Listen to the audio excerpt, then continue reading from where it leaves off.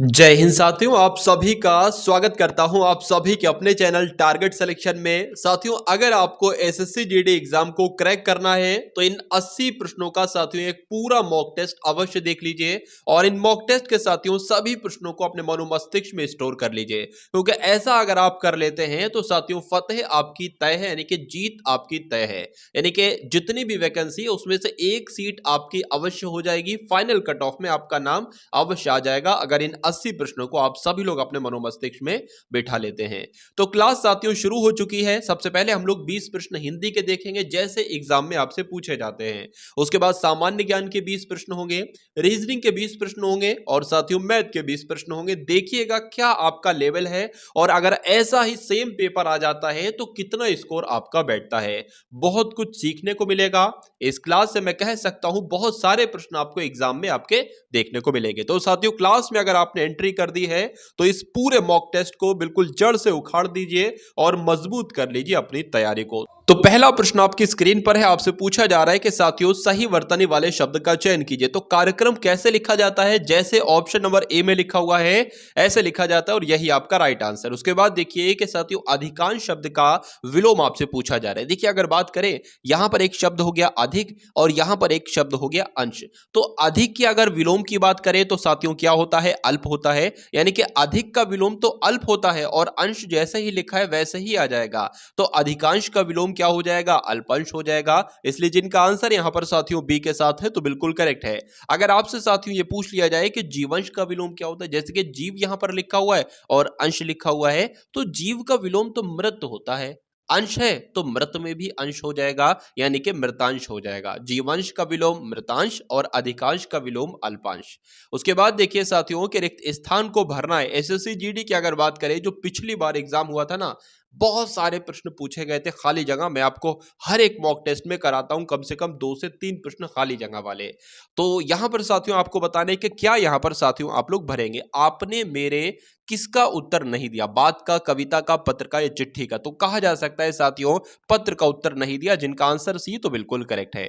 विहंग का पर्यायवाची साथियों आपसे पूछा जा रहा है क्या हो सकता है? तो विहंग तो साथियों हम लोग किसे कहते हैं? पक्षी को कहते हैं, आपको ध्यान रखना है। इसलिए आंसर आपका जाएगा ऑप्शन नंबर डी के साथ। उसके बाद देखिए कि दिए गए वाक्य के किस भाग में त्रुटि है? मेरा इन बातों में विश्वास नहीं है। तो आप मुझे ये बताइए यहां पर आपको कहां पर त्रुटि लग रही है? क्या विश्वास होता है या विश्वास होता है? तो विश्वास होता है ना, इसलिए त्रुटि कहां पर होगी? ऑप्शन नंबर डी वाले में होगी। और जिनका आंसर यहां पर डी है तो बिल्कुल करेक्ट भाई, बहुत बढ़िया, वेरी गुड क्लास। बहुत काम करते रहना, इसके लिए एक शब्द का आपको चयन करना है। क्या हो सकता है? देखिए आपने जो भी चुनाव होते हैं ना, तो उसमें लिखा होता है कि ये जो है वो बहुत ही कर्मठ है, जुझारू हैं। तो कर्मठ की अगर बात करें, वो जहां पर जो एक कर्मठ शब्द लिखा होता है ना, कर्मठ का मतलब ये होता है कि बहुत काम करने वाला। यानी कि अगर आप इनको वोट दोगे तो ये बहुत काम करेंगे आपके नगर के लिए। ठीक है, तो कर्मठ का मालूम पड़ गया मतलब क्या होता है? बहुत काम करने वाले को कर्मठ कहा जाता है। उसके बाद देखिए अगला प्रश्न है कि पक्षी का आपसे पूछा जा रहा है कि समानार्थी शब्द क्या होता है, बताइए। तो पक्षी का साथियों समानार्थी शब्द आपसे पूछा जा रहा है, तो पखेरु यहां पर जो होगा वो बिल्कुल करेक्ट उत्तर हो जाएगा। ये आपको ध्यान रखना। अभी मैंने आपको बताया था कि विहंग मतलब क्या होता है, तो विहंग मतलब भी पक्षी होता है। ठीक है, पक्षी कह सकते हैं, विहंग कह सकते हैं, पखेरु कह सकते हैं। अच्छा, नभचर मतलब क्या होता है? नभचर में मतलब नभ में चर करने वाला, तो नभचर मतलब भी पक्षी ही कहते हैं। उसको चिड़िया भी कहते हैं और उसको खग भी कहते हैं। तो इतने पर्यायवाची आपको ध्यान रखना है। उसके बाद देखिए साथियों सही वर्तनी वाले शब्द का आपको चयन कीजिए। बहुत बार ये प्रश्न आ चुका है। कवित्री की अगर बात करें तो कहां पर सही लिखा हुआ है? जैसे ऑप्शन नंबर ए में लिखा हुआ है ऐसे कवित्री लिखा जाता है। ठीक है, तो जिनका आंसर यहां पर है ऑप्शन नंबर ए तो बिल्कुल करेक्ट है। उसके बाद देखिए जटिल का आपसे पूछा जा रहा है कि विलोम क्या होता है, बताइए। तो जटिल का विलोम तो आप सभी को मालूम होना चाहिए, सरल होता है। इसलिए जिनका आंसर यहां पर है ऑप्शन नंबर सी तो बिल्कुल करेक्ट हो जाता है। चलिए, अगर आपसे कठिन का विलोम पूछा जाए तब भी सरल होगा और जटिल का विलोम पूछा जाए तब भी सरल होगा। संयुक्त के विलोम की अगर बात करते हैं तो साथियों पृथक होगा, ये आपको ध्यान रखना है।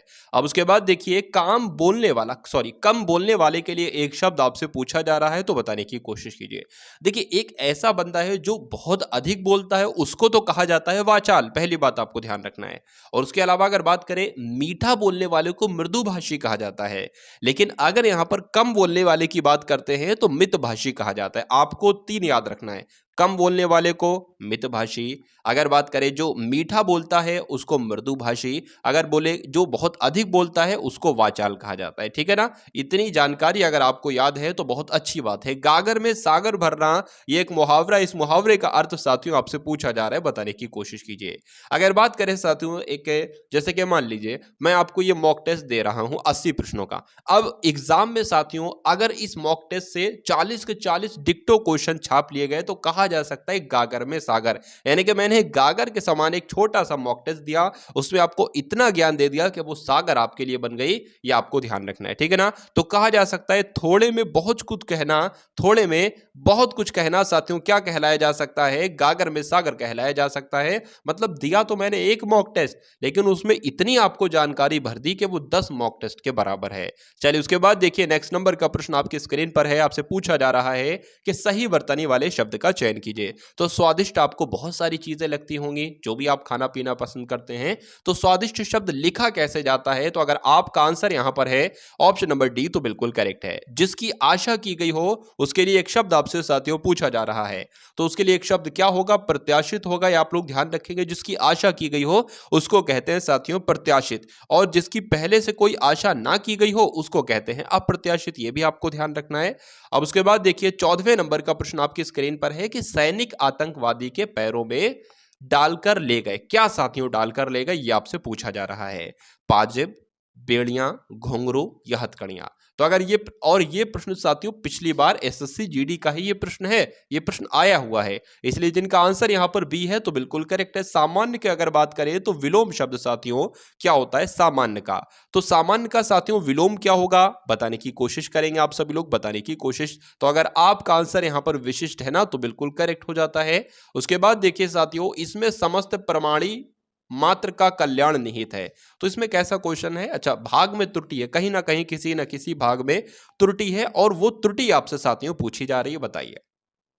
देखिए इसमें समस्त प्राणी मात्र का कल्याण निहित है, मुझे तो ये सही नहीं लग रहा है। होना क्या चाहिए? इसमें समस्त क्या? इसमें समस्त प्राणियों का कल्याण, प्राणी मात्र का कल्याण नहीं बल्कि प्राणियों का कल्याण निहित है, ये होना चाहिए। इसलिए कहां पर त्रुटि है? ऑप्शन नंबर ए वाले में त्रुटि है, और यही आपका राइट आंसर है।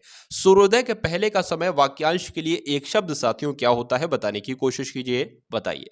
देखिए 2 से 3 पॉइंट यहां पर बताऊंगा, आपको ध्यान रखने, बहुत एग्जाम में पूछा जाता है। पहली बात तो मैं आपको बता देता हूं, सूर्योदय के पहले का समय जो कहलाता है वो उषा काल कहलाता है। पहली बात आपको ध्यान रखना है। दोपहर के पहले का समय अगर आपसे पूछा जाए तो साथियों पूर्वाहन कहलाता है। क्या? पूर्वाहन कहलाता है दोपहर के पहले का समय, और दोपहर के बाद का समय अपराह्न कहलाता है। इतने से पॉइंट आपको ध्यान रखना है। चलिए, मेज पर रखी हुई पुस्तक उसका नहीं है। अब यहां पर भी साथियों कुछ ना कुछ त्रुटि आपको लग रही होगी, तो क्या आना चाहिए? बताइए।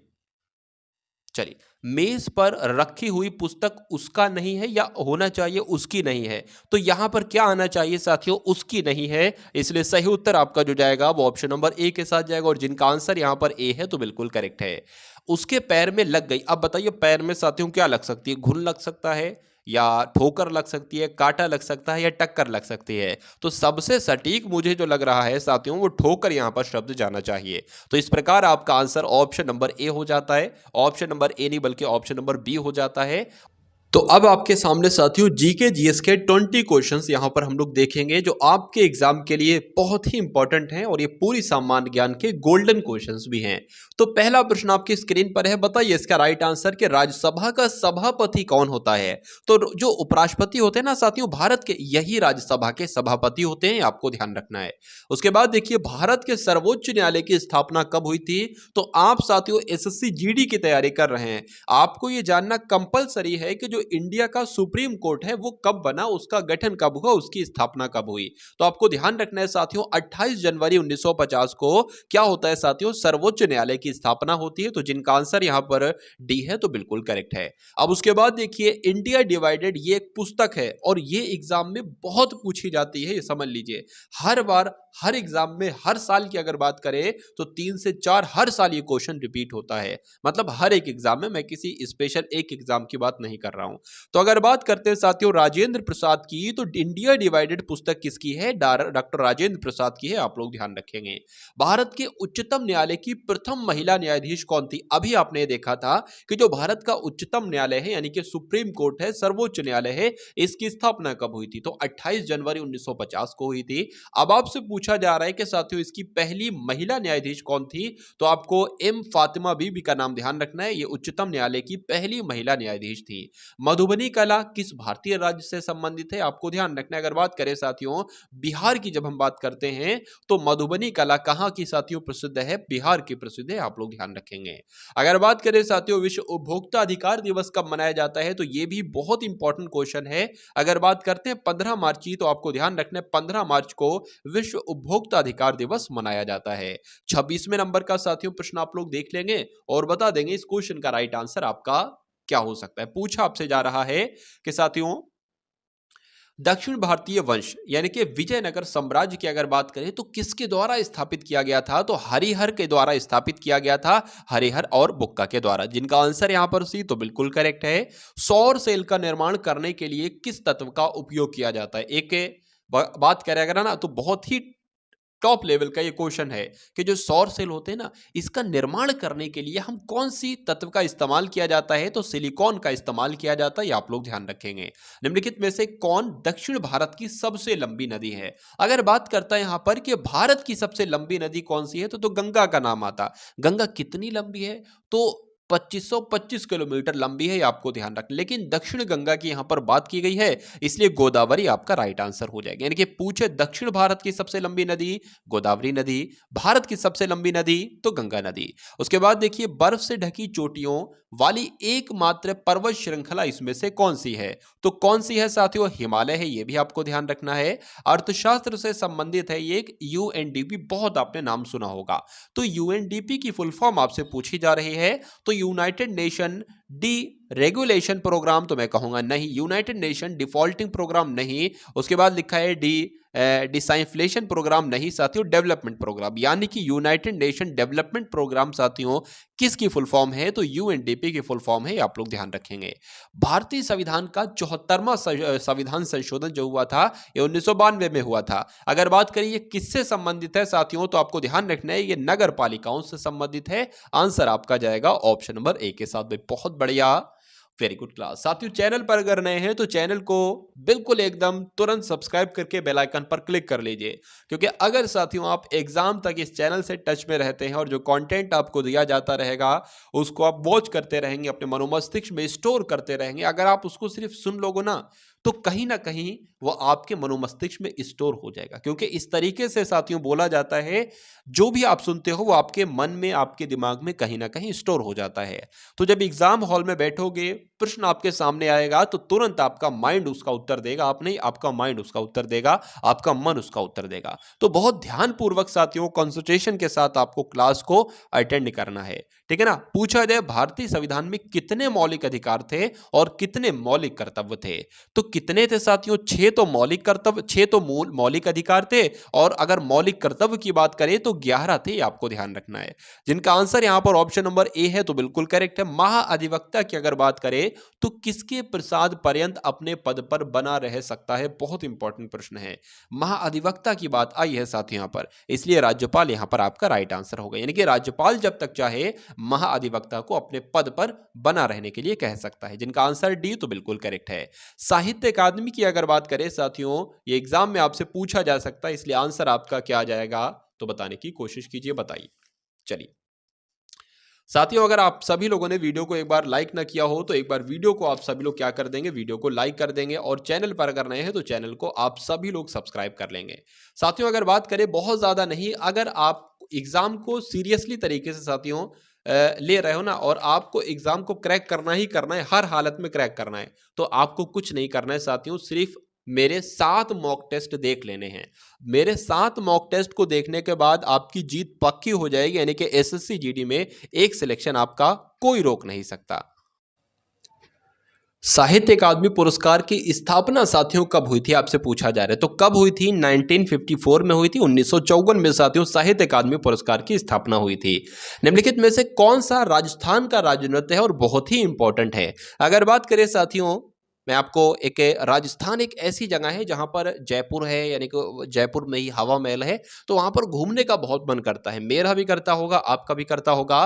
तो राजस्थान का एक लोक नृत्य याद रखेंगे, घूम यानी कि घूमर। मैंने एक शब्द कहा ना, घूमने का बड़ा मन करता है तो घूम आया यहाँ पर। तो घूमर अगर आपसे पूछे कि कहाँ का साथियों एक नृत्य है, तो आप लोग ध्यान रखेंगे, किसी ने बताया था कि राजस्थान में बहुत घूमने का मन करता है। तो आपको रिलेट आंसर आ जाएगा, आपका मन तुरंत बोल देगा कि घूमर का संबंध राजस्थान से है। आंसर आपका आपके सामने आ जाएगा। विश्व जनसंख्या दिवस की जब हम बात करते हैं साथियों, तो ये कब मनाया जाता है? 5 सितंबर, 11 जुलाई, 15 अगस्त या 2 जून? तो 11 जुलाई आप लोग ध्यान रखेंगे, विश्व जनसंख्या दिवस मनाया जाता है। आगा खां कप की अगर बात करें तो ये किस खेल में साथियों जीतने पर दिया जाता है? तो मैं कहूंगा हॉकी के खेल में जब कोई जीतता है तो उसको आगा खां कप दिया जाता है। नेक्स्ट नंबर का प्रश्न आपकी स्क्रीन पर है कि कहां पर भागीरथी और अलकनंदा नदियां मिलने से गंगा बनती है? ऐसा कौन सा पॉइंट है जहां पर भागीरथी नदी भी आ रही है और अलकनंदा नदी भी आ रही है और ये दोनों मिल जाती हैं और साथियों गंगा का रूप ले लेती हैं? ऐसा देवप्रयाग है। देवप्रयाग में ये दोनों नदियां मिलती हैं और फिर उसके बाद से जो धारा बहती है वो गंगा नाम से जानी जाती है। निम्न में से किसने सबसे पहले जैव विविधता शब्द का प्रयोग किया? टॉप लेवल का साथियों यहां पर क्वेश्चन है, बताने की कोशिश करेंगे कि इस क्वेश्चन का राइट आंसर आपका क्या हो सकता है, बताइए भाई साहब। चलिए, तो जब हम बात करते हैं साथियों इस क्वेश्चन के राइट आंसर की, तो आपको ध्यान रखना है रोजन का नाम, यानी कि डब्ल्यू जी रोजन ने साथियों ऐसे व्यक्ति थे जिन्होंने सबसे पहले जैव विविधता शब्द का प्रयोग किया था। तो अब आपके सामने साथियों यहाँ पर रीजनिंग के प्रश्न आएंगे। 20 प्रश्न ऐसे आएंगे जो पूरी रीजनिंग के सबसे इंपॉर्टेंट क्वेश्चंस होंगे। इनको आप सभी लोग देखिएगा और इनका आंसर मेरे आंसर बताने से पहले आप लोग बताइएगा। यहाँ पर साथियों लिखा हुआ है आंखें आंसू, जैसे कि आंखों का संबंध आंसू से है, उसी प्रकार किसका संबंध किससे होगा, ऐसा ऑप्शन में देखकर आपको बताना है।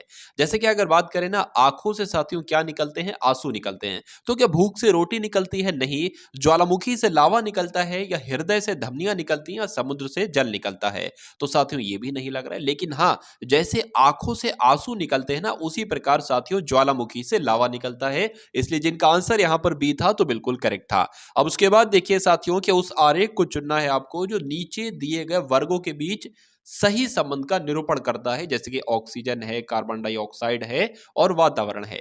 तो अगर साथियों यहां पर जब हम लोग बात करते हैं, मान लीजिए ऑक्सीजन, यहां पर वातावरण है, तो वातावरण में ही सब कुछ होगा। जैसे कि वातावरण मान लीजिए ये हो गया, अब इसमें ऑक्सीजन भी होगी और इसमें कार्बन डाइऑक्साइड भी होगी, ठीक है। लेकिन दोनों अलग अलग होंगी क्योंकि ऑक्सीजन कार्बन डाइऑक्साइड का भाग नहीं है, ठीक है। मतलब वो ऑक्सीजन कार्बन डाइऑक्साइड नहीं और कार्बन डाइऑक्साइड ऑक्सीजन नहीं है। इसलिए वातावरण के अंतर्गत ही ये दोनों होंगी, कैसे? लेकिन दोनों अलग अलग होंगी, इस प्रकार होंगी। इसलिए ऐसा साथियों कौन सा ऑप्शन आपको लग रहा है? ऑप्शन नंबर डी वाला लग रहा है और यही आपका राइट आंसर हो जाता है। तो जिनका आंसर यहां पर डी था तो बिल्कुल करेक्ट था। अब उसके बाद देखिए आपसे साथियों कथन एक आपको दिया जा रहा है और निष्कर्ष आपको दिया जा रहा है। आपको बताना है कि 4 निष्कर्ष में से कौन सा निष्कर्ष बिल्कुल सही है। कथन लिखा हुआ है कि रॉय एक लड़का है, ठीक है। तो रॉय इतिहास और राजनीति विज्ञान पढ़ता है। रॉय ऑक्सफोर्ड यूनिवर्सिटी में पढ़ता है। दो जानकारियां दी गई हैं रॉय के बारे में, एक तो इतिहास और राजनीति विज्ञान पढ़ता है, दूसरी जानकारी है कि रॉय ऑक्सफोर्ड यूनिवर्सिटी में पढ़ता है। तो निष्कर्ष क्या निकलता है?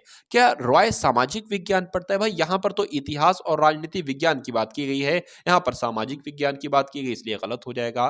रॉय इतिहास नहीं पढ़ता है, यह भी गलत हो जाएगा क्योंकि कथन में कहा गया है कि रॉय इतिहास पढ़ता है। रॉय राजनीति विज्ञान नहीं पढ़ता है, गलत है। कथन में दिया गया है कि रॉय जो है वो राजनीति विज्ञान पढ़ता है, यह भी गलत है। रॉय ऑक्सफोर्ड यूनिवर्सिटी में इतिहास और राजनीति विज्ञान पढ़ता है, ये बिल्कुल सही हो जाएगा और ये सही है, कथन के अकॉर्डिंग है, तो यही आपका राइट आंसर है। उसके बाद देखिए कि 414 है, 636 है, मतलब जैसे 414 का संबंध 636 से है, वैसे ये 325 का संबंध किस ऑप्शन से होगा, ये आपसे पूछा जा रहा है। देखिए अगर आप इसमें साथियों 614 में से क्या करोगे, प्लस करोगे, कितने होंगे प्लस इसमें, तो वो यहाँ पर नहीं लगेगा। तो साथियों अगर बात करें 4 से यहाँ पर 6 हुआ है तो साथियों 2 बड़ा है, 1 से यहाँ यहाँ पर 3 हुआ है तो 2 बड़ा है, और 4 से यहाँ पर 6 हुआ है तो 2 बड़ा है, मतलब 2-2 बढ़ रहा है। अब इसमें भी अगर 2-2 बढ़ा के देखें और आंसर मिल जाए तो वही मेथड लगेगा। इसमें अगर 2 बढ़ाएंगे तो साथियों 5 आ जाएगा, इसमें अगर 2 में 2 बढ़ाएंगे तो साथियों 4 आ जाएगा, और 5 में फिर 2 बढ़ाएंगे तो कितना आ जाएगा, 7 आ जाएगा। मतलब 547 के ऑप्शन में कहीं पर लिखा हुआ है तो बिल्कुल लिखा हुआ है साथियों, इसलिए आंसर आपका जाएगा ऑप्शन नंबर सी के साथ। उसके बाद देखिए 44वें नंबर का प्रश्न आपकी स्क्रीन पर है। आपसे पूछा जा रहा है साथियों, पहले 1 है, फिर 1 आ गया, फिर 2 आ गया, फिर 3 आ गया, फिर 5 आ गया, तो प्रश्नवाचक चिन्ह की जगह पर कौन सी संख्या आएगी? उसके बाद 13 और उसके बाद 21 है। तो अगर ये प्रश्न साथियों आपके एग्जाम में आ जाता है, इस टाइप का क्वेश्चन आपके एग्जाम में आ जाता है, कभी भी साथियों आपकी सीरीज में शुरुआत के ऐसे नंबर लिखे हों 1 1 2, तो 99% कहा जा सकता है कि उसमें कौन सा मेथड लगा है, उसमें पहले वाले 2 नंबर को जोड़कर अगला नंबर आया है, ये वाला मेथड लगा है। कैसे लगता है ये वाला मेथड? शुरू के जो 2 नंबर है उनको जोड़ोगे तो तीसरा नंबर आएगा, बिल्कुल भाई साहब, ठीक है। शुरू के एक को जोड़ा तो 3 आया। अब उसके बाद अगले 2 नंबर जोड़ोगे तो उसके अगला नंबर आएगा, मतलब 1 और 3 3 हो जाएगा। अब इसके ये वाले 2 नंबर जोड़ोगे तो ये नंबर आएगा, मतलब 2 और 3 5 हो गया। ये वाले नंबर जोड़ोगे तो ये नंबर हमें मिल जाएगा, मतलब यहां पर 3 और 5 क्या आना चाहिए, 8 आना चाहिए। क्या ये सीरीज सही है? तो इन 2 नंबर को जोड़ लो, क्या उसके अगला नंबर आ जाए तो बिल्कुल सही है, यानी कि 8 और 5 साथियों 13 ही होता है। बहुत बढ़िया, 13 और 8 साथियों 21 ही होता है। इसलिए आंसर आपका जो जाना चाहिए वो किस ऑप्शन के साथ जाना चाहिए साथियों? कहा जा सकता है यहां पर 8 होना चाहिए, ठीक। इस 7 को 8 कर लेंगे, कुल मिला के 8 यहां पर आपका आंसर जो है वो आ जाएगा। अब उसके बाद देखिएगा नेक्स्ट नंबर का प्रश्न आपकी स्क्रीन पर है। एजेड है, फिर CX है, फिर FU है, तो उसके बाद कौन से 2 लेटर आएंगे, ये आपसे साथियों पूछा जा रहा है। देखिए इसमें साथियों आपको क्या यहां पर साथियों बताया जा रहा है, अगर बात करें ना तो A की अगर बात करें, A 1 नंबर पर है, C आपका 3 नंबर पर है, और ये आपका 6 नंबर पर है। यहां पर साथियों 2 बढ़ाया गया, यहां पर 3 बढ़ाया गया, तो यहां पर कितना बढ़ाया जाना चाहिए? 4 बढ़ाना चाहिए, यानी कि 4 बढ़ाना चाहिए, तो यहां पर क्या आ जाना चाहिए? 10 आ जाना चाहिए। सबसे पहले हम लोग पहले पहले का देख रहे हैं साथियों, ठीक है ना, पहले पहले का देख रहे हैं। तो A से C हुआ है, यानी कि 2 बढ़ाया है। C से F हुआ है, तो कितना बढ़ाया है साथियों? यहां पर आप लोग देख पा रहे हैं 3 और 3 आपका 6 हो जाएगा, मतलब 3 3 बढ़ाया गया है, तो जाहिर सी बात है यहां पर 4 बढ़ाएंगे। तो जब F में 4 बढ़ाएंगे तो कितना आना चाहिए साथियों? J आना चाहिए, और J 10 नंबर पर होता है। अब इसको हम लोग देख लेते हैं। ये आपका 26 पर आता है, ये आपका साथियों 24 पर आता है, और ये आपका 21 पर आता है। यानी कि इसमें सबसे पहले 2 घटाया है, मतलब 2 घटाया है, 3 घटाया है, तो जाहिर सी बात है यहां पर 4 घटाएंगे, और जब 4 घटाएंगे ना साथियों तो कितना आ जाना चाहिए? यहां पर साथियों 17 आ जाना चाहिए, और 17 पर कौन सा लेटर होता है? Q होता है, इसलिए JQ के ऑप्शन में लिखा हुआ है तो बिल्कुल लिखा है, इसलिए आंसर आपका जाएगा ऑप्शन नंबर सी के साथ। साथियों रीजनिंग को करने बैठो तो आप लोग ये ध्यान रख लो कि A की पोजीशन 1 पर होती है, B की पोजीशन 2 पर होती है, उसी प्रकार J की पोजीशन जो है वो Q पर होती है। मतलब A से लेकर Z तक की पोजीशन आपको मालूम होना चाहिए कि भाई Z जो है वो 26 पर होता है। मुझसे कुछ पूछो मैं बता दूंगा, ठीक है ना। 1 सेकंड भी नहीं लगेगा, 1 सेकंड का 10वां हिस्सा लगेगा, मैं बता दूंगा, ठीक है ना, कि P 16 पर होता है, Q 17 पर होता है, O 15 पर होता है, M 13 पर होता है, J 10 पर होता है, सब बता दूंगा। चलिए उसके बाद देखिए नेक्स्ट नंबर का प्रश्न आपकी स्क्रीन पर है। डायरेक्शन से साथियों प्रश्न है, और डायरेक्शन वाला प्रश्न बहुत आसान होता है। ये लेंथी लग रहा है लेकिन बहुत आसान प्रश्न, मेरा यकीन मानिए। अगर बात करें कि एक तन्वी एक लड़की है, पहले मैं आपको बता देता हूं डायरेक्शन कैसे क्या होती है। देखिए मान लीजिए आप अभी एग्जाम हॉल में बैठे, तो आपको नहीं पता है कि सूरज किधर से निकल रहा है, मतलब पूरब किधर है, पश्चिम किधर है, दक्षिणी कुछ नहीं पता है। क्या एग्जामिनर से पूछोगे कि सर मुझे तन्वी को चलाना है, बता दीजिए पश्चिम किधर है, तो उधर 10 किलोमीटर चला दूं मैं? ना। आप एग्जाम हॉल में बैठो तो आप एक ऐसे 4 लाइन बनाओ, और ऊपर वाला जो होगा ना वो उत्तर ही होगा हमेशा। यह सीधे हाथ वाला होगा ना जो साथियों, वो हमेशा पूरब होगा। अगर इधर की बात करें तो ये पश्चिम आपका हो जाएगा, और ये आपका साथियों दक्षिण हो जाएगा। दायां क्या होता है? 2 आपके हाथ होते हैं, एक ये हाथ है, एक ये हाथ है। ये जो सीधा हाथ होता है ना साथियों, सीधा हाथ, ये सीधा हाथ ही हमेशा दायां हाथ कहलाया जाता है, पहली बात। उल्टा हाथ जो होता है, उल्टा हाथ, ये हमेशा कौन सा हाथ कहलाया जाता है? यानी कि बायां हाथ कहलाया जाता है। तो इतनी जानकारी आपको ध्यान रखना है, डायरेक्शन वाला पूरा चैप्टर समाप्त हो जाएगा। एक ट्रिपलेट है वो भी मैं आपको बता दूंगा, ट्रिपलेट की यहां पर जरूरत नहीं है। चलिए तो तन्वी एक लड़की है पश्चिम की तरफ, यानी कि आप यहां पर हो पश्चिम की तरह इधर को है, तो पश्चिम की तरफ साथियों हमने यहां पर आप हो 10 किलोमीटर पश्चिम की तरफ हमने तन्वी को चला दिया। फिर लिखा है दक्षिण की ओर 10 किलोमीटर, दक्षिण किधर है, नीचे की तरफ है, तो हमने नीचे की तरफ क्या कर दिया 10 किलोमीटर चला दिया दक्षिण की तरफ। उसके बाद लिखा है फिर पूरब की ओर मुड़कर 10 किलोमीटर चलती है। पूरब किधर है साथियों, पूरब आप देख पा रहे हैं यहां पर लड़की, तो पूरब इधर ही तो जाएगी, तो पूरब की तरफ हमने 10 किलोमीटर चला दिया। फिर उत्तर की ओर 10 किलोमीटर चलती है। उत्तर किधर है भाई साहब, यहां पर आप हो ऊपर की तरफ उत्तर है ना, तो उत्तर की तरफ आपने कितना 10 किलोमीटर चला दिया, मतलब तन्वी यहां से चली थी और लौट घूमकर यहीं पर आ गई। प्रश्न क्या पूछा जा रहा है कि वह अपनी प्रारंभिक स्थल से कितनी दूर है, यानी कि जहां से वो चली थी प्रारंभिक स्थल से कितनी दूरी, भाई साहब जहां से चली थी वहीं पर है, तो कहा जा सकता है वो कुछ भी नहीं चली, वो कुछ भी नहीं चली, ऐसा ऑप्शन है यहां पर, तो यहां पर 0 किलोमीटर है, इसलिए आंसर आपका ऑप्शन नंबर सी के साथ जाएगा। और जिनका आंसर यहां पर सी है तो बिल्कुल करेक्ट भाई, बहुत बढ़िया, वेरी गुड क्लास। साथियों क्लास को लाइक ना किया हो तो एक बार क्लास को लाइक करके क्लास को शेयर आप सभी लोग अवश्य कर देंगे। और इस प्रश्न को देखिए, बहुत शानदार प्रश्न आपकी स्क्रीन पर आ चुका है कि कोई कतार है उसमें ए बाएं से 15वें स्थान पर है। बहुत आसान सा प्रश्न है, ठीक है, देख रहा होगा दिखने में कठिनाई लग रही होगी लेकिन बहुत आसान सा है। मैं आपको ऐसे समझा दूंगा पूरी मैथ, मतलब पूरी मैथ में अगर महारथी आपको बनना है, निपुण आपको बनना है, तो ये जो मॉडल पेपर वाली सीरीज चल रही है, फुल मॉक टेस्ट वाली सीरीज चल रही है, इसको साथियों डेली आप लोग लिया करो। डेली तो मैं भी नहीं डाल पाता हूँ, बहुत कोशिश करता हूँ, लेकिन हर 3 दिन में 2 ही मॉक टेस्ट डाल पाता हूँ, ठीक है। मैं पूरी, क्योंकि क्वेश्चंस को डेकोरेट करना, क्वेश्चंस को सिलेक्ट करना कि जो आपके संभावित क्वेश्चंस है, आपके एग्जाम में जो क्वेश्चंस पूछे जा सकते हैं, मैं कोशिश करता हूं कि वही कंटेंट रखूं, क्योंकि अब परीक्षा में बहुत ज़्यादा समय देखा जाए नहीं है, तो कुछ दिन आपके बचे हैं, अगर कुछ सही तरीके से इनको पढ़ाई के लिए दे दोगे तो सिलेक्शन आप बहुत आराम से आपका हो जाएगा। खैर, कुल मिला के बात करते हैं प्रश्न के। अगर बात करें किसी कतार में ए, मतलब कोई सबसे पहले तो कोई कतार है, तो कोई कतार हमने यहां पर बना ली। ए बाएं से, अब देखिए बायां किधर है, बायां इधर है और दायां इधर है, मतलब दाएं से कहेगा तो इधर से इधर चलेंगे, बायां कहेगा तो इधर से इधर चलेंगे। बाएं से, ए बाएं से 15वें स्थान पर है, मतलब ये पहला हो गया, ऐसे ऐसे ऐसे ऐसे करते करते ये कहीं पर, ये मान लीजिए 15वां नंबर होगा, तो ये क्या है, ये यहां पर ए है बाएं से।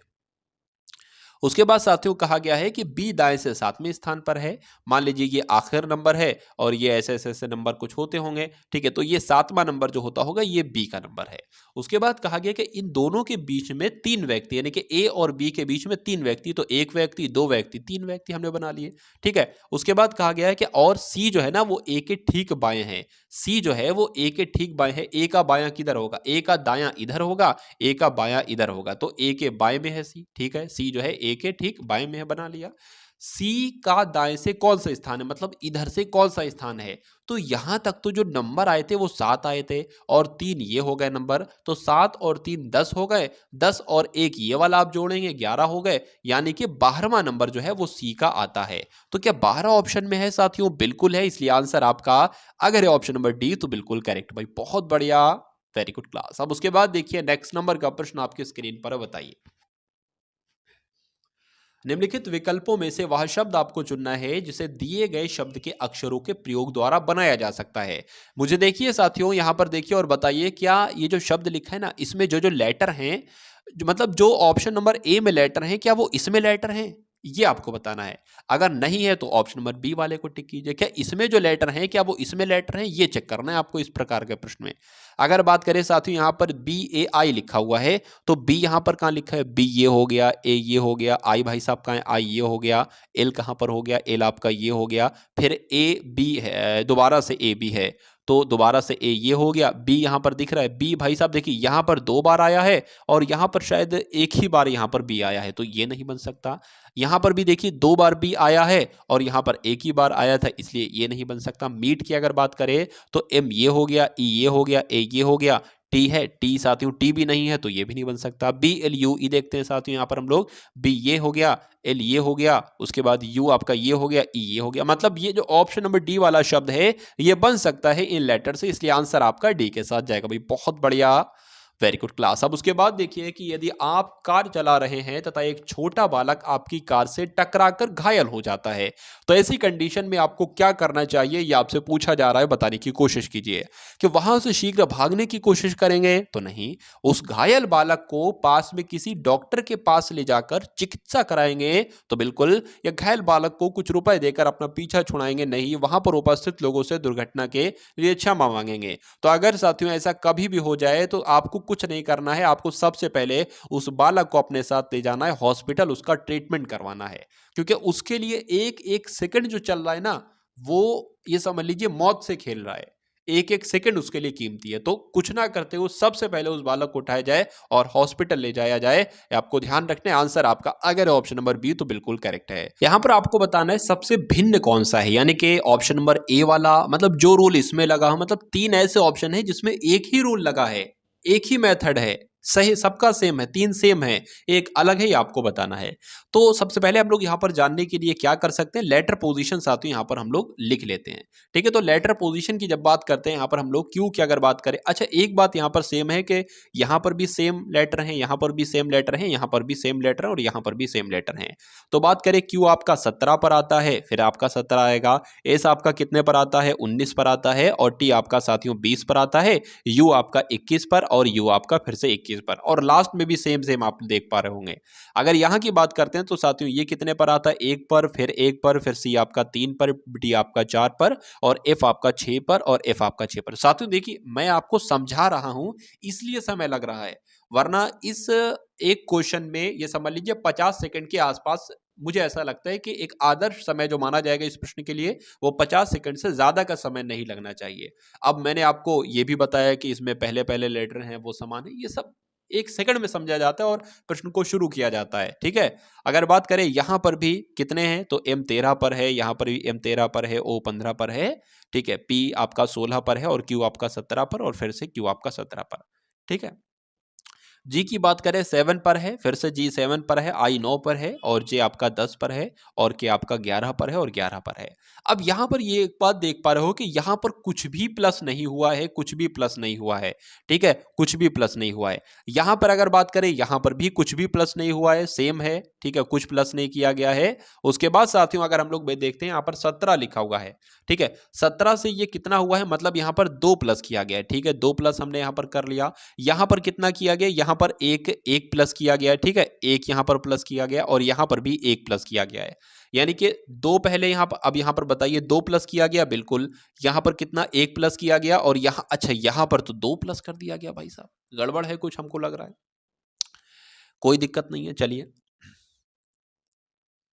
उसके बाद देखिए साथियों यहां पर कितना प्लस किया गया, यहां पर 2 प्लस कर दिया गया है, यहां पर 2 प्लस कर दिया गया है, यहां पर 1 प्लस किया गया है, यहां पर 1 प्लस किया गया है, मतलब जैसा ये था वैसे ही ये है। अब इसको देख लेते हैं, यहां पर कितना प्लस किया गया साथियों, आप लोग देख पा रहे होंगे, यहां पर 2 प्लस किया गया, यहां पर 1 प्लस किया गया, यहां पर 1 प्लस किया गया है, मतलब 2 1 1 यहां पर भी प्लस किया गया है, 2 1 1 यहां पर भी प्लस किया गया है, और 2 1 1 यहां पर भी प्लस किया गया है। लेकिन यहां पर साथियों दो दो और कितना प्लस किया गया है, 2 1 2, इसलिए सबसे भिन्न जो होगा, सबसे अलग जो होगा वो ऑप्शन नंबर बी वाला होगा, और यही आपका बिल्कुल सही उत्तर है। उसके बाद देखिए नेक्स्ट नंबर का प्रश्न आपकी स्क्रीन पर है, बताइए।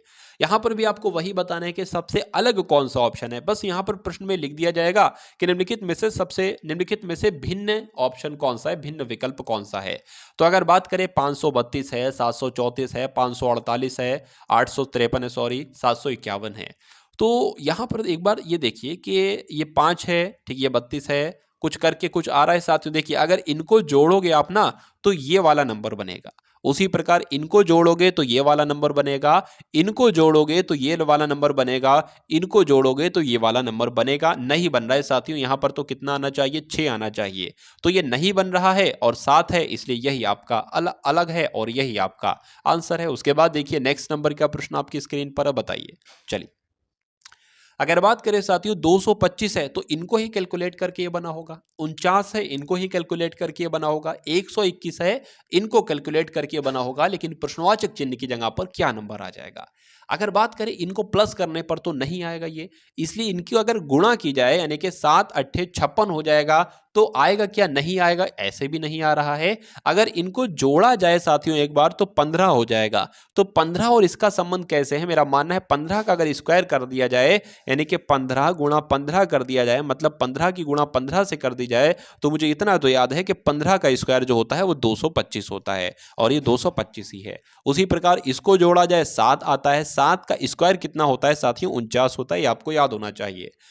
अब यहां पर क्या है, ये तो साथियों 11 का स्क्वायर है, 11 का स्क्वायर है, 6 हमें मिल चुका है तो हमें और कितना मिलना चाहिए, 5 मिलना चाहिए 11 बनने के लिए। इसलिए आंसर आपका जो जाएगा वो किस ऑप्शन के साथ जाएगा, यहां पर 5 लिखा हुआ है जो कि ऑप्शन नंबर डी में है और यही आपका बिल्कुल सही उत्तर है भाई। बहुत बढ़िया, वेरी गुड क्लास। साथियों क्लास को मैं नहीं कहता हूं शेयर करने के लिए, लेकिन आप सभी को अगर क्लास पसंद आ रही है और क्लास का कंटेंट पसंद आ रहा है, प्रश्न पसंद आ रहे हैं, तो पहली बात तो आपको क्लास को शेयर करना है। कब, पूरी क्लास को देखने के बाद। और उसके बाद साथियों क्लास के बारे में अपना एक विचार रखना है कि क्लास आपको अच्छी लग रही है, इसको कंटिन्यू करना चाहिए, इसको बंद करना चाहिए, इसको मतलब इसमें अगर कुछ कमी है तो वो भी आप बताएंगे, ठीक है ना, वो भी आप बताएंगे। अगर कुछ कमी है तो वो बताएंगे, कुछ सुधार होने को है तो वो बताएंगे, ठीक है। और अगर क्लास अच्छी लग रही है, आपको कौन सी चीज अच्छी लगी, क्या अच्छा लग रहा है, तो उसके बारे में बताएं। मतलब विचार आपको रखना है इस क्लास के बारे में अपना।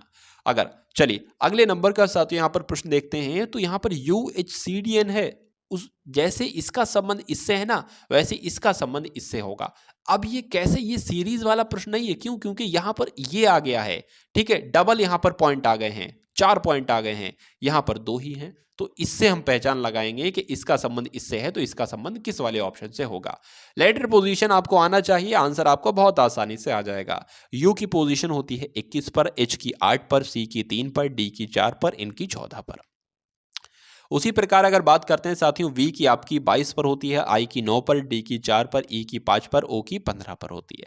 अब यहां पर देखिए 21 से ये 22 हुआ है, एक बड़ा है, 8 से 9 हुआ है, 3 से 4 हुआ है, 4 से 5 हुआ है, 14 से 15 हुआ है, तो इसमें भी एक एक बढ़ा देना होगा। यानी कि ओ के बाद साथियों क्या आता है, पी आता है, के के बाद क्या आता है, एल आता है, जेड के बाद क्या आता है, ए आता है, एक्स के बाद वाई आता है, डी के बाद साथियों ई आता है और क्यू के बाद साथियों क्या आता है, आर आता है। तो प्लेयर हो गया ये, तो यहां पर प्लेयर कहां पर लिखा हुआ है, ऑप्शन नंबर सी में लिखा हुआ है, तो यही आपका आंसर हो जाता है। उसके बाद देखिए साथियों नेक्स्ट नंबर का प्रश्न आपकी स्क्रीन पर है, बताइए। चलिए 13 का संबंध, यहां पर क्या सीरीज है साथियों, तो मैं कहूंगा साथियों यहां पर सीरीज तो नहीं है, यहां पर भी साथियों थोड़ा सा ये टाइप नहीं हो पाया सही तरीके से। तो 13 का संबंध जैसे कि 156 से है, तो 17 का संबंध किससे होगा।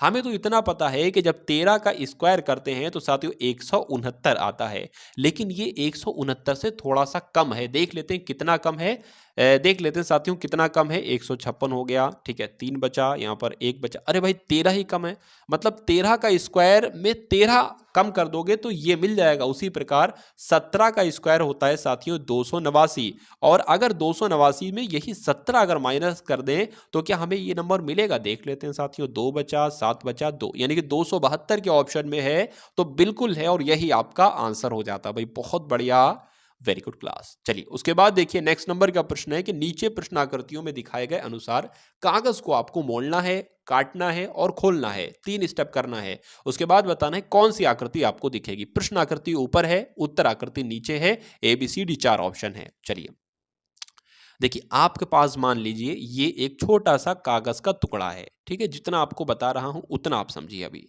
ये एक कागज का टुकड़ा है, आप इस कागज के टुकड़े को यहां से मोड़ते हो, यानी कि इस पूरी पालट को इसके ऊपर कर देते हो, तो जाहिर सी बात है कागज आपके सामने कैसे आ जाएगा, इतना आपके सामने अब कागज आपको दिखेगा। अब दूसरी स्टेप में आप क्या करते हो, इस वाली पालट को इसके ऊपर ले आते हो, यानी कि कागज को यहां से मोड़ देते हो, ठीक है। तो अब आपके सामने जो कागज दिखेगा ना वो कुछ इस प्रकार का दिखेगा कागज, ठीक है, इतना बड़ा आपको दिखेगा। अब आप क्या करते हो, उसमें से इतना ये वाला पार्ट काट कर फेंक देते हो, तो अब एक तो यहां पर गड्ढा हो जाएगा। अब जब इसको इस तह यानी कि ये तह खोलोगे तो एक साथियों यहां पर भी गड्ढा आपको दिखना चाहिए, ठीक है। अब इस वाली तह को ऐसे में खोलोगे, यानी कि इधर लाओगे तो इधर भी एक आपको गड्ढा दिखेगा, ठीक है। इस टाइप से बन नहीं पाया, एक सेकेंड। यहां पर भी आपको एक साथियों गड्ढा दिखेगा, ठीक, और यहां पर भी आपको एक गड्ढा दिखेगा। तो कुल मिला के आकृति कैसी बनेगी, ऐसी आकृति बनेगी, यही आपसे पूछा जा रहा था।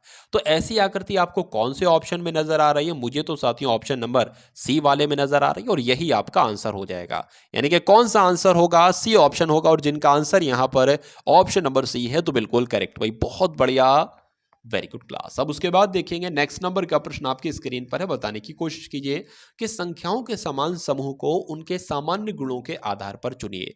यानी कि जो इसमें लगभग लगभग मेथड लगा है वही मेथड कौन से ऑप्शन में होगा? ऑप्शन आपके सामने साथियों कितने हैं? 4 ऑप्शन हैं। अगर बात करें 72 है, 66 है, ठीक है, या 96 है, तो इसका जैसे कि संबंध है वैसे ही आपको बताना है। थोड़ा सा अच्छे लेवल का बढ़िया सा क्वेश्चन है, तो जल्दी से साथियों बताने की कोशिश करेंगे कि इस क्वेश्चन का राइट आंसर आपका क्या हो सकता है, बताइए। देखिए मेरी तो इतना समझ में आ रहा है कि ये भी 6 से कट जाएगा बहुत आराम से, यानी कि 6 कम 6, 6 दूना 12। ये भी 6 से कट जाएगा, 11 आ जाएगा। ये भी 6 से कट जाएगा, 6 कम 6 और 6 छंग 36।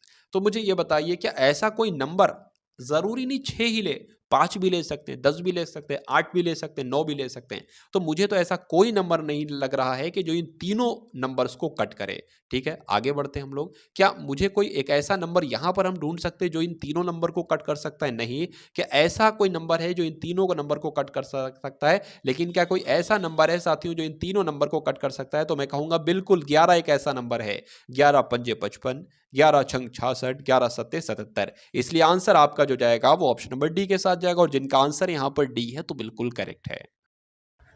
सुरेश अनिल से भारी है, ठीक है, लेकिन उतना भारी नहीं जितना राजू है। यह भी प्रश्न बहुत आसान है। देखिए जो भी प्रश्न आपको देखने में जितना कठिन लगता है या लेंथी लगता है, तो सबसे पहले आप तो ये माना करो ये प्रश्न मेरे सामने कुछ नहीं है, बहुत आसान प्रश्न है।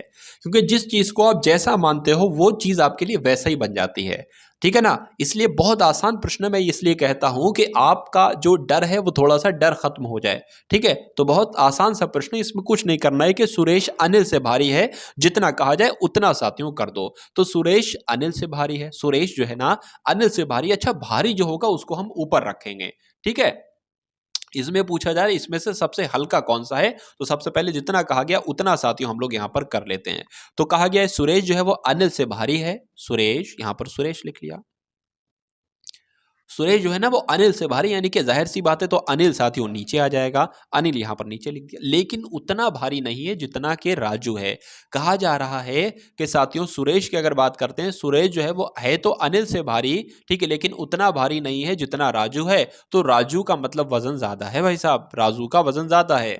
उसके बाद कहा गया है साथियों कि अनिल जैश से भारी है, अनिल जैश से भारी है, यानी कि जैश नीचे आ जाएगा, जैश नीचे आ जाएगा, ठीक है। कृष्ण सुरेश से भारी है, कृष्ण जो है वो सुरेश से भारी है, तो कृष्ण यहां पर आ जाएगा। अब कृष्ण यहां पर लिखें या हो सकता हो यहां पर लिखें, कुछ नहीं पता। तो कहा जा रहा है कि कृष्ण सुरेश से भारी है, या तो यहां आएगा कृष्ण या तो यहां आएगा, लेकिन राजू से हल्का है। लो समझ में आ गया, ठीक है, राजू से हल्का है, यानी कि कृष्ण जो है ना वो राजू के नीचे आएगा और सुरेश के ऊपर जाएगा। तो इसमें कहा गया, आपसे प्रश्न बहुत सारे पूछा जाता कि बताइए सबसे भारी कौन सा है, राजू है। पूछा जाता बीच का वजन किसका है, तो सुरेश का है। लेकिन इसमें पूछा जा रहा है कि इसमें सबसे हल्का कौन सा है, तो सबसे हल्का तो साथियों जयेश है। और जयेश कौन से ऑप्शन में साथियों आप देख पा रहे होंगे, ऑप्शन नंबर सी में है, इसलिए सॉरी ऑप्शन नंबर सी, सी की तरह सी तो साथियों नीचे है। तो इस प्रश्न का सही जवाब आपका ऑप्शन नंबर सी हो जाता है, जयेश। अब उसके बाद देखिए नेक्स्ट नंबर का प्रश्न आपकी स्क्रीन पर है साथियों। बताने की कोशिश करेंगे कि इस क्वेश्चन का राइट आंसर आपका क्या हो सकता है। यदि P प्रदर्शित करता है भाग को, यानी कि जहां पर भी P लिखा होगा वहां पर आप साथियों क्या मान लेंगे, भाग का निशान आप रख देंगे, इतना तो कर सकते हैं। जहां पर R लिखा होगा वहां पर आप योग का निशान यानी कि प्लस का निशान रख देंगे। जहां पर T लिखा होगा वहां पर आप घटाना यानी कि माइनस का निशान रख देंगे। जहां पर V लिखा होगा वहां पर गुणा का निशान रख देंगे। जैसे कि 12 लिखा है ना, तो 12 आप ऐसे ही लिख देंगे। और V का मतलब क्या था, V का मतलब तो साथियों गुणा था, तो गुणा रख देंगे। उसके बाद 4 रख लेंगे। R का मतलब क्या था, आर किधर गया, आर का मतलब था साथियों योग, तो आप प्लस रख देंगे, ठीक है। अब 16 लिख देंगे। और पी का मतलब क्या है, पी का मतलब है भाग, तो साथियों भाग का निशान रख देंगे और 8 लिख लेंगे और 6 लिख लेंगे। टी की अगर बात करें तो ये घटाने का निशान है। अब आपने एक रूल पढ़ा होगा साथियों, किसका, बोर्ड मास का रूल, बोर्ड मास का रूल पढ़ा होगा साथियों, आपने पढ़ा होगा बिल्कुल। चलिए बोर्डमास का रूल क्या कहता है कि कभी भी आपको सबसे पहले ब्रैकेट ऑफ यानी कि ब्रैकेट दिखता है तो उसको सॉल्व करो, उसके बाद डिवाइड यानी कि साथियों भाग को सॉल्व करो, उसके बाद साथियों मल्टीप्लाई यानी कि गुणा को सॉल्व करो, और उसके बाद एडिशन को सॉल्व कर सकते हो, और उसके बाद सब्सट्रैक्शन को सॉल्व कर सकते हो। तो इसमें सबसे पहले हमें डिवाइड को ही तो सॉल्व करना पड़ेगा। जब इसको सॉल्व करेंगे तो साथियों 2 आ जाएगा, -6 आ जाएगा, प्लस आ जाएगा। अब उसके बाद कहा गया इसमें गुणा को सॉल्व करो, तो गुणा को सॉल्व करते हैं तो 12 चौक कितने होता है साथियों, 12 चौक आपका 48 हो जाता है। अगर बात करते हैं साथियों कि 48 की अगर बात करें, 48 हो जाएगा ये, ठीक है, या तो इसको जोड़ लो भाई साहब, ये 50 हो जाएगा, 50 माइनस 6 आपका कितना हो जाएगा, 44 हो जाएगा। क्या 44 साथियों ऑप्शन में है? तो मैं कहूंगा होना तो चाहिए, और है भी ऑप्शन नंबर डी में, इसलिए आंसर आपका किस ऑप्शन के साथ जाएगा, ऑप्शन नंबर डी के साथ जाएगा। और अगर आपका आंसर यहां पर डी है तो बिल्कुल करेक्ट है। उसके बाद देखिए नीचे दिए गए विकल्पों में से संबंधित शब्द आपको चुनना है। जैसे कि प्लग एक रोग होता है, प्लेग, तो प्लेग का संबंध जैसे चूहे से है, वैसे ही रेबीज का संबंध किस जानवर से होगा? तो अगर बात करते हैं साथियों, चूहा प्लेग रोग फैलाता है, चूहे के काटने से प्लेग रोग हो सकता है, उसी प्रकार रेबीज किस जानवर के काटने से होता है? तो मैं कह सकता हूं कुत्ते के काटने से रेबीज होता है। इसलिए जिनका आंसर यहां पर अगर है ऑप्शन नंबर बी के साथ तो बिल्कुल करेक्ट है। चलिए अब उसके बाद देखिए साथियों, यहां पर ये कुछ नहीं है, सिर्फ प्लस है ये, ठीक है, क्या है, सिर्फ प्लस है ये।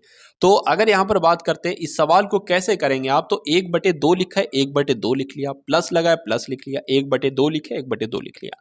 अब यहां पर साथियों भाग का जो निशान होगा इसको आप गुणा में तब्दील करेंगे, जब गुणा में इसको बदलेंगे, लेकिन एक शर्त है गुणा में बदलने के लिए, जब भाग के निशान को गुणा में बदलें तो ये जो नंबर लिखे ना इनकी उल्टा पलटी कर लें। जैसे 1/2 लिखा हुआ है ना, तो 2/1 कर लें। इससे आसान पता क्या होगा, आसानी, इस 2 से ये 2 कैंसिल हो जाएगा। अब बचेगा क्या, 1/2 जैसा लिखा था वो लिख देंगे, प्लस लिख देंगे। अब कुल मिला के यहाँ पर 1 बचेगा, मतलब 1/1 कह सकते हैं, ऊपर भी 1 नीचे भी 1, 2 से 2 कट गया। इस 1 की इससे गुणा हो जाएगी, 1 आ जाएगा, इस 2 की इससे गुणा हो जाएगी, 2 आ जाएगा, 2 एकम 2, इस 2 की इससे गुणा हो जाएगी, 2 आ जाएगा। यानी कि आंसर आपके सामने क्या आएगा साथियों, 3/2 आएगा। और 3/2 कौन से ऑप्शन में लिखा है, तो ऑप्शन नंबर बी में लिखा है। इसलिए आंसर अगर आपके है ऑप्शन नंबर बी तो बिल्कुल करेक्ट है। अब उसके बाद देखिए नेक्स्ट नंबर का प्रश्न आपकी स्क्रीन पर है, आपसे पूछा जा रहा है कि एक संख्या के 4 गुना, तो पहले मान लीजिए कोई संख्या है, ये मान लीजिए कोई संख्या है, इसके 4 गुना, इसकी 4 गुना हमने कर लिया, तो संख्या के 4 गुने में 15 को घटाने पर 9 मिलता है, तो वो संख्या क्या है, यानी कि एक्स आपसे पूछा जा रहा है। वो संख्या क्या है, यानी कि एक्स आपसे पूछा जा रहा है। तो किसी संख्या के 4 गुना कर लिया, इसमें से 15 घटा दिया हमने, कहा गया है, कह रहे हैं कि 15 घटाने पर 9 प्राप्त होता है। तो बताइए संख्या क्या है, यानी कि एक्स क्या है?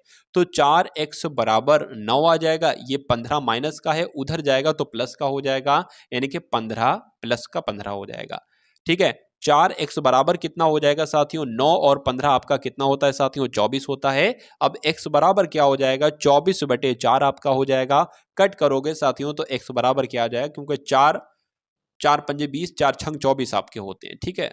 x बराबर 6 आंसर आ जाएगा, और 6 कौन से ऑप्शन में, ऑप्शन नंबर ए वाले में है। अब उसके बाद देखिए साथियों नेक्स्ट नंबर का प्रश्न आपकी स्क्रीन पर है कि 14% वार्षिक ब्याज की दर से किसी निश्चित राशि का 3 वर्ष का साधारण ब्याज 235.20 है, तो मूलधन बताइए, यानी कि पी बराबर आपसे पूछा जा रहा है। तो साधारण ब्याज का फॉर्मूला आपको मालूम होगा, और उसको लगाने की जरूरत भी नहीं, क्योंकि साधारण ब्याज तो दे रखा है। यहां पर मूलधन पूछा जा रहा है, तो मूलधन का सूत्र क्या होता है वो मैं आपको बता देता हूं। मूलधन बराबर होता है एसआई, मतलब साधारण ब्याज, इंटू 100 अपॉन में क्या आ जाएगा, ब्याज आ जाएगा, यानी कि दर आ जाएगी, आर हो जाएगा, और साथियों समय हो जाएगा। अब मूलधन की अगर साथियों बात करते हैं कैसे निकालेंगे, बराबर एसआई कितना, यानी कि साधारण ब्याज ये आपके सामने दे रखा है 235.20 है, तो 235.20 है, गुणा 100 है तो गुणा 100 लगा लेंगे साथियों। अपॉन में क्या है, आर इंटू टी आ जाएगा, तो आर कितना है, 14% है। समय कितना बता रहा है, तो 3 वर्ष बता रहा है, ये देखिए 3 वर्ष। अब क्या करेंगे, इस जैसे पॉइंट को हटाएंगे हम, तो नीचे 2 जीरो बढ़ जाएंगे, नीचे 2 जीरो बढ़ जाएंगे, ऊपर भी 2 जीरो है, तो ये 2 जीरो और ये 2 जीरो कैंसिल हो जाएंगे, यानी कि फ्रेश फ्रेश आपके सामने साथियों क्या आ जाएगा, फ्रेश फ्रेश आपके सामने ये संख्या आ जाएगी, यानी कि 23,520। नीचे क्या आ जाएगा, 14 इंटू 3 आ जाएगा, तो एक बार 3 से कट करके देखते हैं, 3 सत्ते 21 हो जाएगा, 2 बचेगा 25 हो जाएगा, इधर 3 सत्ते 21, 3 अट्ठे 24 हो जाएगा, फिर 1 बचेगा तो ये 12 हो जाएगा, 3 चौक 12 आपका ये हो जाएगा, ये कट गया। अब अगर बात करें साथियों इसको किससे कट करते हैं, 2 से, 2 सत्ते 14 आपका हो जाएगा, 2 तियां आपका 6 हो जाएगा, 2 नीम 18 हो जाएगा, 2 दूना 4 हो जाएगा। आप 7 से डायरेक्ट कट कर लेते हैं, 7 पंजे आपका 35 हो जाएगा, 4 बचेगा 42 हो जाएगा, 7 छंग आपका 42 हो जाएगा और 0 का 0 लग जाएगा। मतलब आंसर आपका किस ऑप्शन के साथ जाएगा? ऑप्शन नंबर बी के साथ जाएगा, 560 आपका आंसर जाएगा। अब उसके बाद देखिए साथियों, 500 का 75% कितना होगा? आपसे पूछा जा सकता है कि 900 का 20% कितना होगा, या 100% 40% कितना होगा, ऐसे सवाल आते हैं। तो कुछ नहीं, मैं आपको बता चुका हूं साथियों, ये जो का लिखा है ना, इसकी जगह पे गुणा आ जाएगा। मतलब 500 का 75%, प्रतिशत के नीचे क्या आ जाएगा? 100 आ जाएगा। ठीक है। अब 25 तियां आपके 75 होते हैं, 25 चौका आपके कितने होते हैं? 100 होते हैं। मतलब 500 गुणा 3/4 यहां पर आ जाएगा। अब 4 से कट करेंगे 500 को, 4 एकम 4 आपका हो जाएगा, 1 बचेगा, 4 दूना 8 आपका हो जाएगा, ये 20 हो जाएगा, 4 पंजे 20 आपका हो जाएगा। और दुनिया जानती है कि 125 तियां साथियों 375 होते हैं, इसलिए आंसर आपका जाएगा ऑप्शन नंबर डी के साथ। और जिनका आंसर यहां पर डी है तो बिल्कुल करेक्ट है। अभी बहुत बढ़िया, वेरी गुड क्लास। चलिए उसके बाद देखिए साथियों कि 9 आदमी एक कार्य को 16 दिनों में पूरा कर सकते हैं। बताइए कि कितने आदमी उसको 24 दिन में करेंगे? तो बहुत आसान सा प्रश्न है। आप ध्यान रखेंगे कि इस टाइप का क्वेश्चन आएगा तो कैसे करोगे? 9 आदमी है, 9 आदमी है, 9 आदमी एक कार्य को 16 दिनों में करते हैं, तो ये हमने लिख लिया, 9 आदमी एक कार्य को 16 दिनों में करते हैं। कहा जा रहा है कि बताइए कितने आदमी, तो हम आदमी की मैन के बारे में पूछा जा रहा है, कितने आदमी, तो इतने आदमी 24 दिन में 24 दिनों में पूरा करेंगे, यानी कि कितने आदमी उस कार्य को 24 दिन में पूरा करेंगे। तो ये ढांचा कुछ बनता है। ठीक है। अब कैसे करेंगे साथियों? हमें ये निकालना है कितने आदमी। ठीक है। तो ये 9 गुणा 16, ये 24 जो है ना, ये नीचे आ जाएगा साथियों।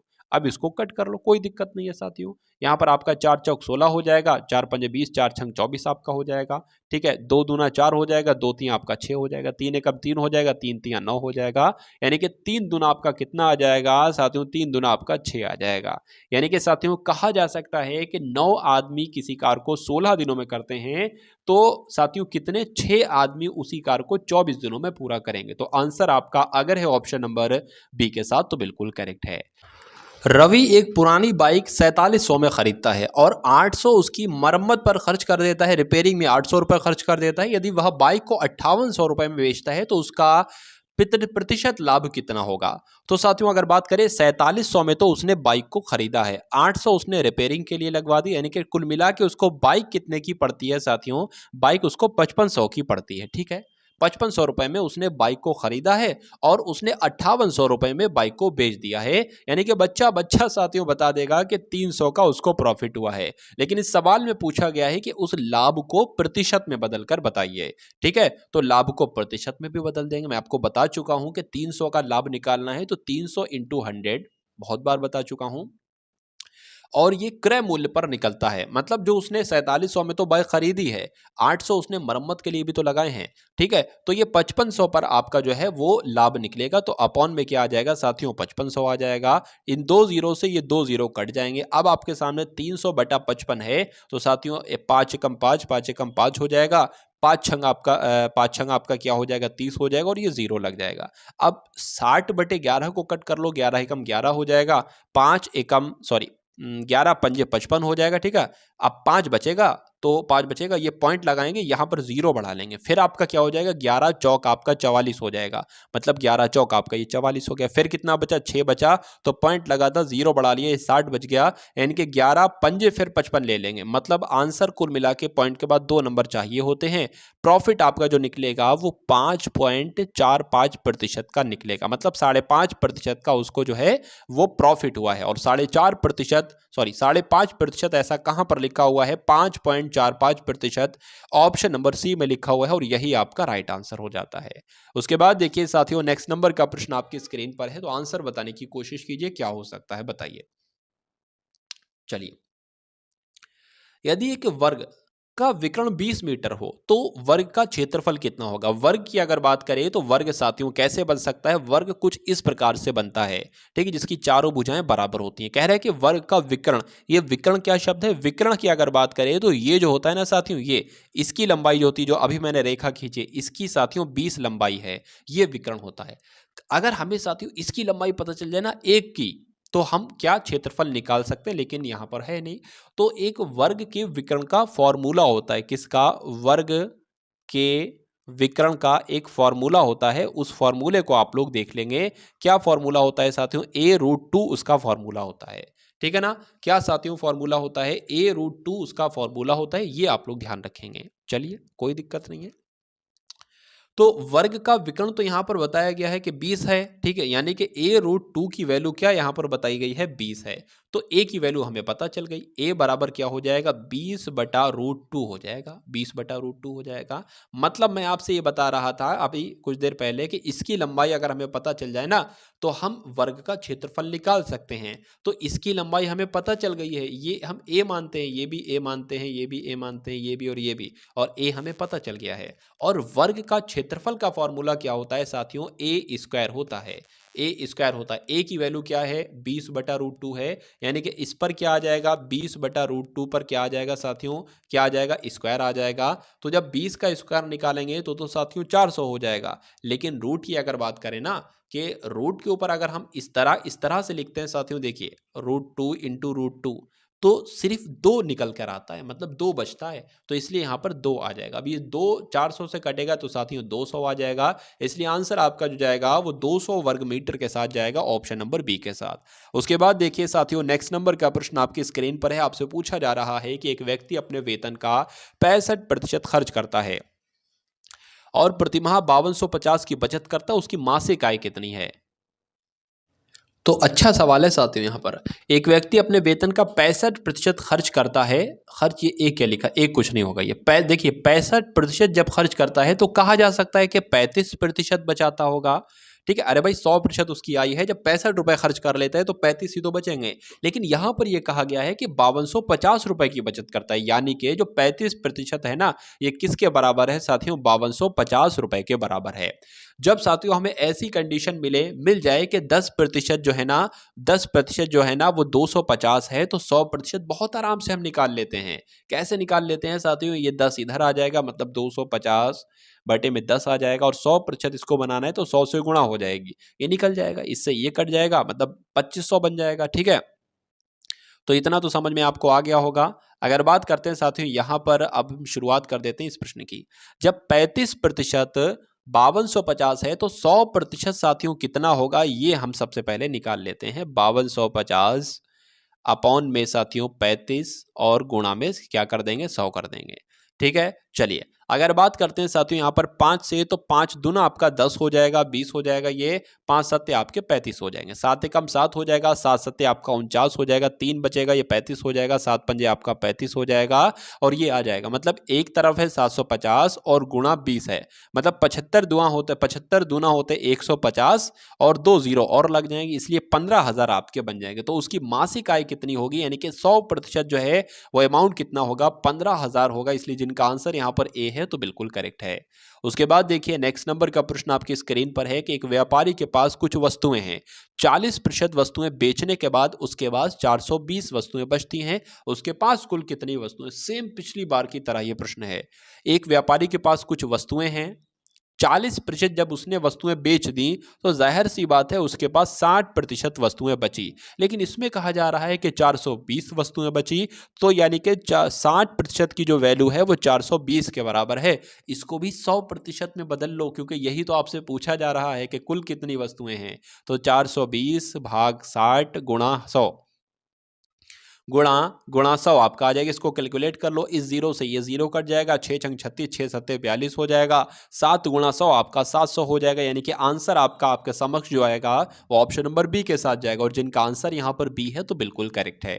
अब उसके बाद देखिए, यदि किसी वृत्त की त्रिज्या हो तो उसकी परिधि कितनी होगी, ये आपसे साथियों पूछा जा रहा है। देखिए वृत्त की त्रिज्या कितनी हो सकती है, आर यहां पर माना जाएगा। ठीक है, तो एक वृत्त क्या होता है साथियों? वृत्त की अगर बात करें तो एक वृत्त, इसकी बात चल रही है, एक सेकेंड, वृत्त आपका ये हो जाएगा। और त्रिज्या क्या होती है? अब इस वृत्त के बीचों बीच में से एक लाइन खींचते हैं तो ये क्या कहलाई जाती है भाई साहब? ये इसको त्रिज्या कहा जाता है, और इसको आर कहा जाता है, आर भी कह सकते हैं, रेडियस। ठीक है, तो कह रहे हैं कि भाई एक वृत्त है, उसकी त्रिज्या है, तो उसकी परिधि क्या होगी? परिधि क्या होती? ये पूरी परिधि होती, इसकी अगर लंबाई मालूम पड़ जाए ना, ये परिधि ही कहलाई जाती है। तो अरे भाई साहब, ये जो इसका एक सूत्र आएगा, वृत्त की परिधि, वृत्त की परिधि बराबर होता है 2 पाई आर। तो यही तो आपसे पूछा जा रहा है, वृत्त की परिधि क्या है, 2 पाई आर होती है। तो 2 पाई आर साथी हो सकता हो ये आपका पाई बना हो, सही तरीके से टाइप ना हो पाया, 2 पाई आर, इसमें भी दिक्कत है, मतलब 2 पाई आर कुल मिला के आपका आंसर आ जाएगा। देखिए होता क्या है मैं आपको बता देता हूं, अगर प्रश्न को चेंज करना होता ना तो आपसे ये कह दिया जाता कि ये 7 है, यानी कि यदि किसी वृत्त की त्रिज्या कितनी है, आर ना लेकर 7 ले लेते, 7 ले लेते या कुछ भी ले लेते, 7 हो तो उसकी परिधि बताइए, वृत्त की परिधि बताइए। तो वृत्त की परिधि का सूत्र तो आपको पता है 2 पाई आर होता है। अब 2 की जगह पर 2 लग देंगे, 22 की वैल्यू होती है 22/7 और आर की वैल्यू यहाँ पर दे रखी है, त्रिज्या ये आर ही तो होती है, तो 7 आ जाएगी। मतलब 7 से 7 कैंसिल हो जाएगी और 22 दूना कितना होता है, 44 होता है, तो 44 हमारा आंसर आ जाएगा। लेकिन यहाँ पर सिर्फ सूत्र पूछा था उसका, तो इसलिए आंसर आपका डी के साथ जाएगा, 2 पाई आर के साथ। चलिए साथियों उसके बाद देखिए निम्नलिखित व्यंजक को हल करना है, आपको इसको सॉल्व करना है। देखिए आपने बोर्डमास का रूल पता होगा, ये सबसे पहले ब्रैकेट सॉल्व होता है, यानी कि सबसे पहले ये सॉल्व होगा, ठीक है, उसके बाद डिवाइड होगा, भाग सॉल्व होगा, फिर गुणा, फिर प्लस या माइनस में से कुछ भी। यहाँ पर एक चीज मिसिंग है, मैं आपको बता देता हूं कि यहाँ पर साथियों बार लगा हुआ है।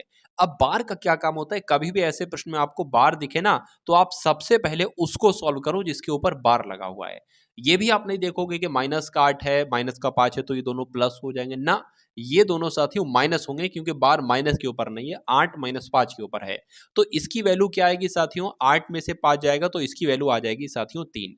यहाँ पर क्या वैल्यू आ गई, 3 वैल्यू आ गई। अब यहाँ पर क्या आ जाएगा, जैसे 7 लिखा था वैसे ही 7 यहाँ पर लिखा हुआ है।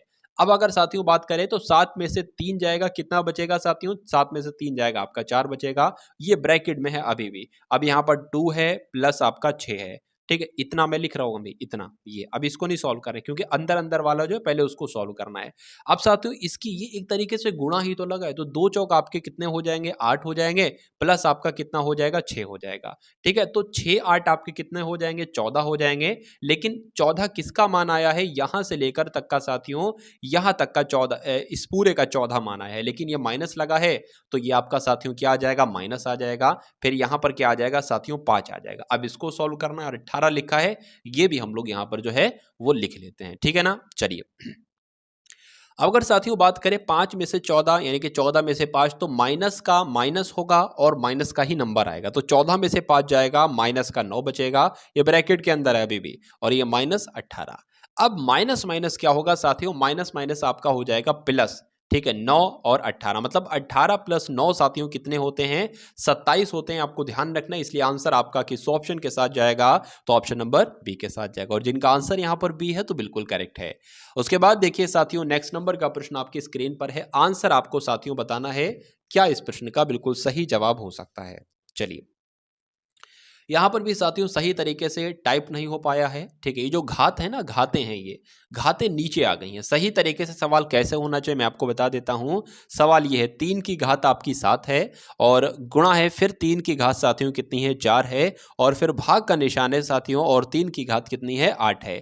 इसको आपको सरलीकृत करना है। अगर ये प्रश्न आ जाए तो 2 बातें मैं आपको बताऊंगा, हर टाइप का अगर ऐसा कैसे भी प्रश्न आ जाए, जो भी नंबर लिखे हो आप बहुत आराम से कर डालोगे। देखिए ये नंबर सेम है, ये नंबर सेम है, अगर जो बेस वाले नंबर है वो नंबर सेम है और घाते अलग अलग हैं, कोई दिक्कत नहीं, और बीच में गुणा का निशान लगा है, तो क्या करोगे, घाते जोड़ दोगे, मतलब ये सेम सेम नंबर है तो इन दोनों नंबर को एक बार लिखोगे और घाते जो है ऊपर की वो जोड़ दोगे, ठीक है, जुड़ गया। ये भाग का निशान लगा था, भाग लगा दिया। अब साथियों 3 की घात कितनी थी, 8 थी, यानी कि जो हमारे पास साथियों बनकर आता है वो 3 की घात 11 भाग 8 की घात, सॉरी 3 की घात 8, ठीक है, 3 की घात कितनी हो जाएगी, 8 हो जाएगी। अभी मैंने आपको बताया था कि नंबर अगर सेम हो और गुणा का निशान हो तो घातें जुड़ जाती हैं, लेकिन अगर नंबर सेम हो और भाग का निशान हो तो घातें माइनस हो जाती हैं। तो अब अगली स्टेप क्या आएगी साथियों, 3 की घात 11 - 8, ठीक है। अगर नंबर सेम होंगे और गुणा लगा होगा तो घातें जुड़ जाएंगी, नंबर सेम होंगे और भाग का निशान होगा तो घातें माइनस हो जाएंगी। तो 3 की घात साथियों कितनी आ जाएगी, 3 की घात 3 आ जाएगी, यानी कि 3 × 3 × 3, 3 को 3 बार लिखना है, और 3 × 3 = 9, 9 × 3 = 27, इसलिए आंसर आपका किस ऑप्शन के साथ जाएगा, 27 वाले ऑप्शन के साथ जाएगा, और जिनका आंसर यहाँ पर डी है तो बिल्कुल करेक्ट है। 24, 36, 40 का लघुत्तम समापवर्तक आपसे पूछा जा रहा है, क्या हो सकता है। तो सिंपल से साथियों, सिंपल तरीके से हम लोग करेंगे, 24 लिख लेंगे, 36 लिख लेंगे, 40 लिख लेंगे और इसका एलसीएम निकाल देंगे। चलिए सबसे पहले इसको साथियों 2 से कट करेंगे तो यहाँ पर 12 आ जाएगा, इसको 2 से कट करेंगे तो 18 आ जाएगा, यहाँ पर 20 आ जाएगा। यहाँ पर साथियों क्या आ जाएगा, 2 छंग आपका 12 आ जाएगा, 2 नीम 18 आ जाएगा, 2 धाम 10 आ जाएगा। जब तक 2 2 से कटेगा, 2 2 से हम काटते रहेंगे, 2 3 6 आ जाएगा। जो नहीं कटेगा उसे ऐसे ही लिख देंगे। आप साथियों के 2 से कुछ कट रहा है, नहीं कट रहा है तो 3 ले लेंगे, 3 कम 3 हो जाएगा, 3 3 9 हो जाएगा, 5 हो जाएगा। आप साथियों को 3 से कट रहा है, बिल्कुल कट रहा है, 3 कम 3 हो जाएगा और 5 जैसा है वैसे लिख देंगे। अब ये 5 से कटेगा साथियों, ये आपका 5 कम 5 हो जाएगा। तो अब सबकी गुणा कराइए, 2 दूना 4, 4 दूना 8 और 8 तियां कितने होते हैं साथियों, 24 होते हैं। ये तो हमने 24 लिख लिया। और 3 पंजे कितने होते हैं, 15 होते हैं, तो 24 गुणा 15 करा लो भाई साहब। ठीक है, 24 पंजे मुझे याद है कि 120 होता है और 24 से कम 24 होता है, इसलिए साथियों 0 आ जाएगा, 6 आ जाएगा और 3 आ जाएगा। यानी कि आंसर आपका आपके सामने जो आएगा वो 360 आएगा। और जिनका आंसर 360 है तो बिल्कुल करेक्ट है। अब उसके बाद देखिए साथियों, नेक्स्ट नंबर का प्रश्न आपकी स्क्रीन पर है। बताइए कि निम्नलिखित में से कौन सी संख्या 9 से पूरी तरीके से विभाजित नहीं है। तो अगर बात करें क्या ये 9 से विभाज्य होगी या नहीं होगी, तो देख लेते हैं। 9 पंजे 45, 9 छंग आपके 54 होते हैं और 9 एकम 9 होता है, ये तो विभाजित हो गई। इसको देख लेते हैं साथियों एक बार। 9 पंजे 45, 9 छंग आपके 54, ठीक, 9 पंजे 54, 9 पंजे 45, 9 छंग 9 सत्ते 63, 9 सत्ते आपके 63 हो गए। ठीक, ये 3 बचा, ये 37 हो जाएगा। 9 चौक आपके कितने होते हैं, 36 होते हैं, एक बचा आपका 18 हो जाएगा, 9 दूना 18, तो ये भी बिल्कुल कट जा रही है। इसकी अगर बात करते हैं, ठीक है, अगर इसकी बात करें तो ये 9 से कटेगा क्या, तो 9 नीम 81 हो जाएंगे, फिर 9 बचेगा, सॉरी 8 बचेगा ना, हाँ 8 बचेगा, फिर 9 नीम 81 तो ये भी कट हो जाएगा। इसकी बात करें साथियों, 9 पंजे 45, 9 छः 9 9 अट्ठे 72, तो 9 अट्ठे 72 तो कट रहा है, लेकिन 6 नहीं कट रहा है। नहीं कट रहा है तो ये साथियों 9 से नहीं विभाज्य है। अब नहीं है तो यही आपका राइट आंसर है। उसके बाद देखिए नेक्स्ट नंबर का प्रश्न आपकी स्क्रीन पर है, तो बताने की कोशिश कीजिए साथियों इस क्वेश्चन का राइट आंसर आपका क्या हो सकता है, बताइए। चलिए चलिए, तो 56 25 का वर्गमूल आपसे पूछा जा रहा है। तो 56 25 का हमें क्या निकालना है, वर्गमूल हमें निकालना है। ठीक है भाई साहब, हम वर्गमूल यहाँ पर निकाल लेते हैं। 5 से कट करते हैं, ठीक है, क्योंकि 2 से कट होगा नहीं। 5 से समझ में आया, 5 से कट हो जाए, 5 एकम 5, 5 एकम 5, 5 दूना 10 आपका हो जाएगा, 2 बचेगा 25, 55 25 आपका हो जाएगा। फिर से 5 से कट करते हैं, 11 है तो 5 दूना 10 हो जाएगा, 1 बचेगा ना तो 12 हो जाएगा, 5 दूना 10, 2 बचेगा 25 हो गया, 55 25 हो जाएगा आपका। फिर साथियों ये 5 से कट करते हैं, इसको हम लोग 5 चौक आपका 20 हो जाएगा, 2 बचेगा 25 हो जाएगा, 5 नीम 45, सॉरी 25 हो जाएगा ना, तो 5 पंजे 25 हो जाएगा। अब इसको साथियों 3 से कट करते हैं, यहाँ पर 3 एकम 3 हो जाएगा, 3 पंजे 15 हो जाएगा। फिर से साथियों 3 से कट करते हैं, 3 पंजे आपका 15 हो जाएगा। ठीक है, 3 पंजे आपका क्या हो गया, 3 पंजे 15 हो गया। अब ये साथियों जो है ना, ये 5 से कट कर लेते हैं हम लोग। ये साथियों 5 से कट कर लिए तो 5 एकम आपका कितना हो जाएगा, 5 हो जाएगा। तो हमारे पास जो नंबर्स आए ना साथियों, ये आए। मतलब कुल मिला के अगर साथियों बात करते हैं, यहाँ पर हम लोग लिख लेते हैं कि 5 गुणा 5 ये नंबर आया, फिर 5 आया, फिर 3 आया, फिर 3 आया और फिर साथियों 5 आया। ये वाले नंबर हमने लिखे हैं। मतलब कोई भी नंबर अगर आपके सामने देगा और पूछा जाएगा उसका वर्गमूल निकालना है, तो पहला प्रोसेस आप ये करेंगे। फिर ये वाले नंबर जो हैं उनको इस प्रकार से लिख लेंगे, अंडर रूट में रख लेंगे, और जो 2 नंबर है ना, 2 नंबर उनको एक एक कर लेंगे। जैसे कि 2 बार 5 लिखा है तो 1 बार 5 लिख लेंगे, वर्गमूल निकालने का तरीका है। 2 बार 3 लिखा है तो 1 बार 3 लिख लेंगे। ठीक है, और यहाँ पर भी तो 2 ही बार 5 लिखा है, 1 5 ये और 1 5 ये, तो यहाँ पर भी 5 हो जाएगा। तो 55 25 और 25 तियां 75 आपका हो जाएगा। इसलिए आंसर आपका जो जाएगा वो 75 के साथ जाएगा, और जिनका आंसर यहाँ पर है ऑप्शन नंबर सी के साथ, तो बिल्कुल करेक्ट है। उसके बाद देखिए 75वें नंबर का प्रश्न आपकी स्क्रीन पर है। बताइए, पूछा आपसे जा रहा है कि 800 का 7/16, ठीक है, इतना जो है वो 240 के 8/15 से कितना अधिक है। मतलब पहली बार अगर बात करें साथियों, आपको जो स्टेप सॉल्व करना है ना, वो पहली बार में इतना स्टेप सॉल्व करना है, ये इतना इतना। और दूसरी बार में अगर बात करें, एक सेकंड गलत हो गया, इतना सॉल्व करना है ये, ठीक है, और दूसरी बार में जो है वो इतना सॉल्व करना है। मतलब पूछा जा रहा है कि ये नंबर जो है वो इससे कितना अधिक है। अगर यहाँ पर 5 लिखा होता, एक सेकंड में आपको समझा देता हूं, अगर यहाँ पर 5 लिखा होता और यहाँ पर 4 लिखा हो, तो पूछा जाए 5 जो है वो 4 से कितना अधिक है, तो 1 अधिक है। ठीक है, इस प्रकार से आपको करना है। कुछ नहीं, पहले इसको हम लोग देख लेते हैं कि 8 का ठीक है, सॉरी 80 का, सॉरी 800 का की जगह पर गुणा आएगा, तो 800 का 7/16 ये कितना बनता है? तो 16 एकम 16, 16 पंजे आपका 80 हो जाएगा, 7 पंजे आपका 35 हो जाएगा और जीरो लग जाएंगे, यानी कि 350 इसकी वैल्यू है। अब देख लेते हैं 240 की, 240 गुणा 8/15, ठीक है। अब देख लेते हैं साथियों, इसको किससे कट कर दें? 3 से कट कर लेते हैं, 3 पंजे आपका 15 हो जाएगा, 3 सत्ते 21, 3 अट्ठे आपका 24 हो जाएगा, 5 एकम 5 हो जाएगा, 5 एकम 5 होगा, 3 जाएगा 30 हो जाएगा, 5 छंग आपका 30 हो जाएगा, मतलब 16 अट्ठे कितने होते हैं? 128 होते हैं। तो ये कहा जा रहा है कि ये नंबर जो है ना, इससे कितना अधिक है। तो भाई इनका डिफरेंस निकाल लो, इनको माइनस कर लो, पता चल जाएगा कितना अधिक है, कितना अधिक है पता चल जाएगा। 10 में से 8 गया, 2 बचा, 4 में से 2 गया, 2 बचा, 3 में से 2 गया, 2 बचा, तो कितना अधिक है साथियों? 222 अधिक है, इसलिए आंसर आपका ऑप्शन नंबर सी के साथ जाएगा।